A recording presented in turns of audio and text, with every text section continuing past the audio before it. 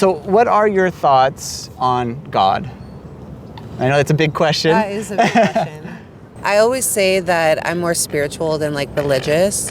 And so I kind of believe like in the power of like the universe and nature and stuff like that. I do believe there's like a higher power for sure. Yeah. But I don't like label it necessarily. Sure. Now, how did you come to that conclusion? Because I've actually heard that a lot. Oh, okay. So I'm curious on how people are coming up with that. I am Jewish, Okay. but my family, my grandpa was more of the religious one, and so He was more like Orthodox, conservative? more conservative. Okay. Yeah, and so after like he passed away, we kind of didn't follow through with like religion and holidays and stuff like that. We do like Hanukkah and And the Yom major Kippur? holidays. Yeah. Okay, but no Seders weekly? No, like sometimes we'll just like text each other and be like, happy Shabbat or whatever, Yeah. But yeah, I think because I didn't have like such a huge tie to like the temple or anything, I didn't make that connection. That's amazing. I'm a follower of Jesus, Christian, non-denominational, but one of the things I'm fascinated by, actually it's great that you were talking, is the Jewish roots of the faith, because Jesus was Jewish. Okay. And we're actually following the Jewish Messiah. And so it fascinates me one of the reasons why I wanted to do this was to kind of share with the church the Jewish roots of the faith, because I think a lot of people in the church don't understand that. They think it's a Catholic God or whatever, you know what I mean? Yeah, I mean, there is a lot of division, and so people want to believe in, their specific, whatever they, like religion, and maybe they think it doesn't tie in with another religion, but Right. it could, 100%. So first of all, I'm sure you probably know this, but if you don't, we worship the God of Israel, actually. A Christian who's a follower of Jesus worships the God of Abraham, Isaac, and Jacob. Can't get more Jewish than that, right? And so I want the church to understand that, because I think it would help with anti-Semitism. I think it would help with things like that, where the church in the past hasn't been so great about supporting the Jewish people. But another side I want to share is the Jewish Messiah with Jewish people. Yeah. Because the promises in the Tanakh or the Old Testament were of this coming Savior, the Messiah, the Mashiach, and how we actually worship that, and the Jewish people obviously don't. I'm curious how you grew up believing who Jesus was, or was it not discussed? Well, to be honest, when I was like a kid, my dad would read me and my brother stories from like, I don't remember if it was like Bible stories or Torah stories, but I always had like a really hard time believing that it was real. And so maybe that's another reason why I have like a little bit of that disconnect with religion. Sure.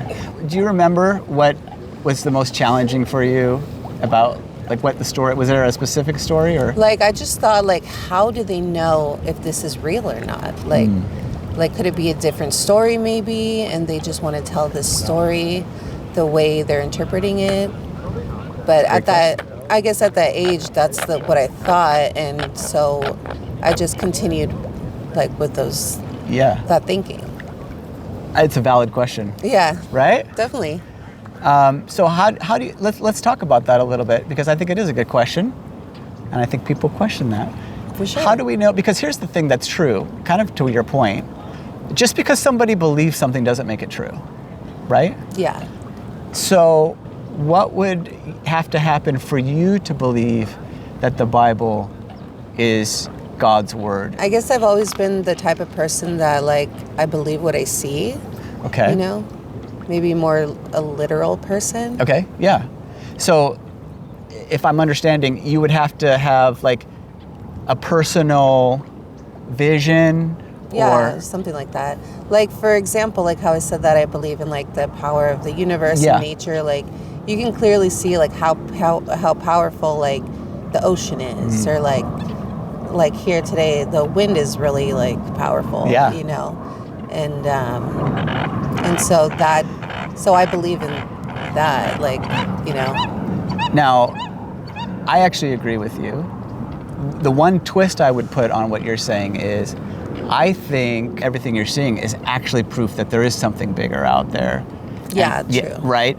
So I think you're looking at a revelation of God, but maybe it doesn't have the specifics, but I think you're coming to the right conclusion in that there is a God, and that for a lot of people is a big jump. So Yeah, that's definitely. great. One of the things that's interesting, and a lot of Jewish people that I've talked to, and it's just funny that we happened to talk with you, is that like I worship the Jewish God or the God of Israel, and believe that one of the things that was given to the Jewish people is His word.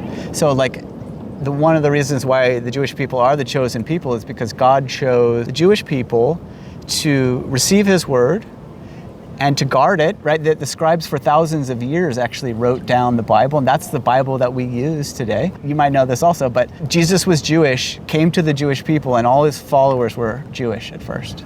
Did you know that? Yeah, actually, I'm not going to sing it at all, but Yeah. I used to have like a song saying like Jesus was a Jew. Oh, really? Yeah, when I was younger, I went to Hebrew school, and so I even spoke like fluent Hebrew and like. You're kidding me. Yeah, I mean, I that's forgot it as soon as I went to public school. But Shalom.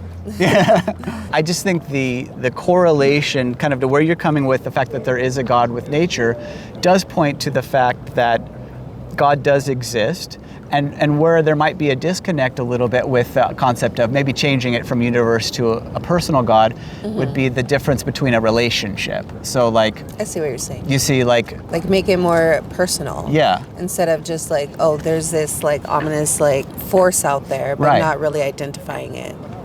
Exactly. And that's what, from the Old Testament to the New Testament, that's what it says that God is. Okay. That God is a personal God who actually wants a relationship with you. And the New Testament continuation of the story, I believe it's all one book, is that God in fact loves you so much that He's willing to come to this earth and sacrifice Himself for you. And all you have to do is believe that He atoned for, wrongdoing, or the Bible would call it sin, and then that you're made right with God. It's the continuation of the Old Testament animal sacrifice. Okay. You see, because it's the same God. Are you familiar with that concept, that the animal sacrifices in the Old Testament? Basically, God told the Jewish people that in order to be right, to have a restored relationship with God, they had to sacrifice animals, basically because the life was in the blood, and so it had to atone for sins.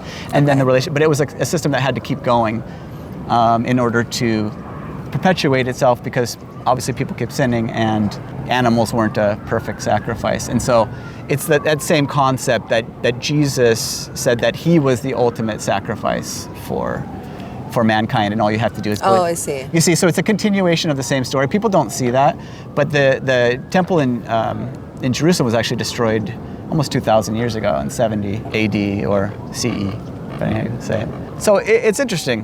What are your thoughts on that?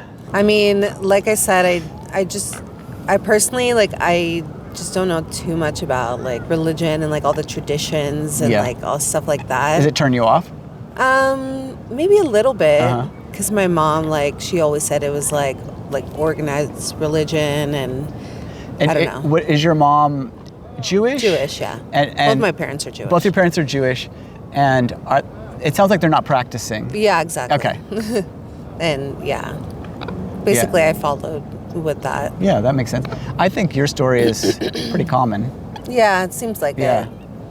Why do you think that is? I feel like a lot of it, like maybe the media portrays it in a certain way where it causes a lot of division, and I'm more of a person that wants equality. Yeah. And so I don't necessarily take the time to like learn about it. Maybe I should. I'm more into like the wellness of everybody. Yeah, no, you probably have a big heart and you're probably kind. I think the concept of a loving God shouldn't be divisive. Yeah, I agree.